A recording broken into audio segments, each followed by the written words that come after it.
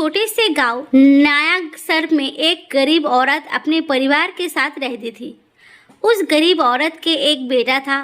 वो बड़े घरों में काम करके वो अपना गुजारा करती थी। वो अपने बच्चों के लिए कभी खिलौना नहीं ला सकी। एक दिन उसे काम के बदले अनाज मिला। वो अनाज को हाट में बेचने जाती है और जाते समय उसने बेटे से पूछा, बोल बेटे, तेरे लिए हाट से क्या लेकर आऊं? बेटे ने झट से जवाब दिया, ढोल। मेरे लिए एक ढोल ले आना माँ। माँ जानती थी कि उसके पास कभी इतने पैसे नहीं होंगे कि वो बेटे के लिए ढोल खरीद सके। हाट गई, अनाज बेचा और उन पैसों से कुछ बेसन और नमक खरीदा।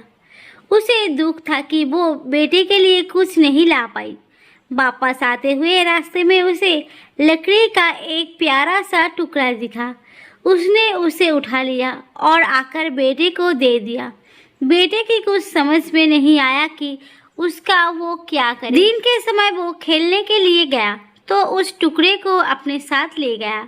एक बुढ़िया अम्मा चूल्हे में उपले गोबर से बने हुए जलाने की कोशिश कर रही थी, पर गीले उपले ने आग नहीं पकड़ी। चारों तरफ धुआं ही धुआं हो गया। धुएं से अम्मा की आंखों में पानी आ गया। लड़का रुका और पूछा, अम्मा रो क्यों रही है? बूढ़ी अम्मा ने कहा, चूल्हा नहीं जल रहा है। चूल्हा नहीं जलेगा तो रोटी कैसे बनेगी? लड़के ने कहा, मेरे पास लकड़ी का एक टुकड़ा है, चाहो तो उससे आग जला लो।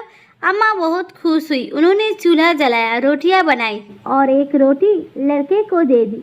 रोटी लेकर वो चल पड़ा। चलते चलते उसे एक कुम्हारिनी मिली। उसका बच्चा मिट्टी में लेटते हुए जोर जोर से रो रहा था। लड़का रुका और पूछा कि वो रो क्यों रहा है?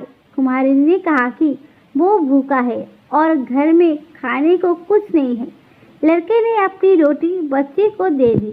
बच्चा चुप हो गया और जल्दी जल्दी रोटी खाने लगा। कुम्हारिनी ने उसका बहुत आभार माना और एक घड़ा दिया। वो आगे बढ़ा। चलते चलते वो नदी पर पहुंचा। वहां उसने धोबी और धोबिन को झगड़ते हुए देखा।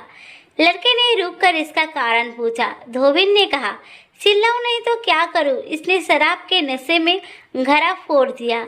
अब मैं कपड़े किसमें उबालूं? लड़के ने कहा, झगड़ा मत करो, मेरा घड़ा ले लो।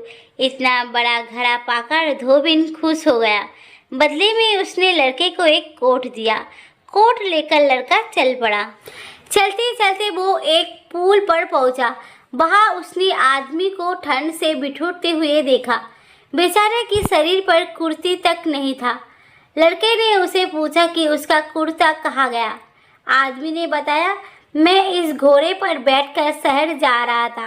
रास्ते में डाकुओं ने सब छीन लिया और तो और कुर्ता तक उतरवा लिया।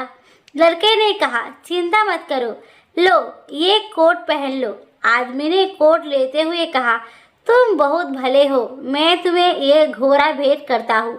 लड़के ने घोड़ा ले लिया। थोड़ा आगे जाकर उसने एक बारात को देखा, लेकिन दूल्हा बाराती गाने बजाने वाले सब मुंह लटका के पेड़ के नीचे बैठे थे। लड़के ने पूछा कि वे उदास क्यों हैं? दूल्हे के पिता ने कहा, हमें लड़की वालों के यहाँ जाना है, पर दूल्हे के लिए घोड़ा नहीं है। जो घोड़ा लेने गया वो अभी तक लौटा नहीं।